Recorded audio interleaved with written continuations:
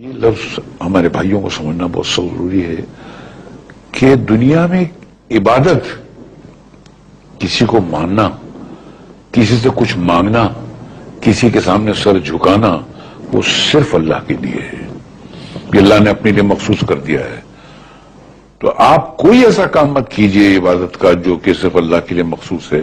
اگر آپ نے کوئی ایسا کام کیا جو عبادت میں آپ اللہ کے لیے کرتے ہیں تو آپ اس کے ساتھ کسی کو شریک کرتے ہیں اور اسی کو شرک کہتے ہیں.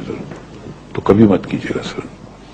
کوئی کتنا بھی بڑا ہو، کہ اللہ کے سوا کوئی کسی سے کچھ مانگ ہی نہیں سکتا ہے، کسی کی عبادت کر ہی نہیں سکتا ہے. میرے آقا و مولا غوث اعظم علیہ رحمت اللہ الاکرم کے بچپن شریف کے بارے میں کچھ عرض کرتا ہوں. میٹھے میٹھے اسلام بھائیوں، ہمارے غوث اعظم علیہ رحمت اللہ الاکرم مادر زاد ولی تھے. سبحان اللہ بولنے والے یہ پتہ مادر زاد ولی بولتے کس کو ہیں؟ مادر زاد ولی اس کو نہیں بولتے کہ جس کی ماں ولیہ ہو، بلکہ مادر زاد ولی اس کو بولتے ہیں کہ جو پیدائشی ولی ہو، ماں کے پیٹ سے ولی. وہ بولتے ہیں نا ماں کے پیٹ سے کوئی سیکھ کر آیا ہے.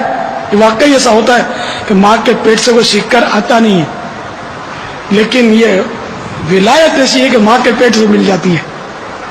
تو میرے غوث پاک جو تھے وہ پیدائشی ولی تھے.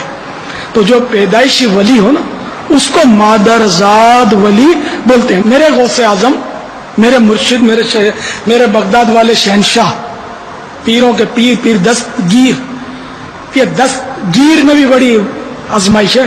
وہ 10 تگیر پڑھتے ہیں. نعت خوان بھی عموماً 10 تگیر نکل جاتا ہے، منہ سے اپنے بھی نکل جاتا ہے 10 تگیر. تو 10 تگیر تو وہ 10 مانے 10 اور تگیر اب پتہ نہیں تگیر کیا ہوتا ہی ہے. تو وہ اصل دست گیر. دست مانے یہ ہاتھ، یہ دست، اور گیر مانے پکڑنا یا پکڑنے والا. تو دست گیر مانے ہاتھ تھامنے والا، ہاتھ پکڑنے والا، یعنی کہ مدد کرنے والا.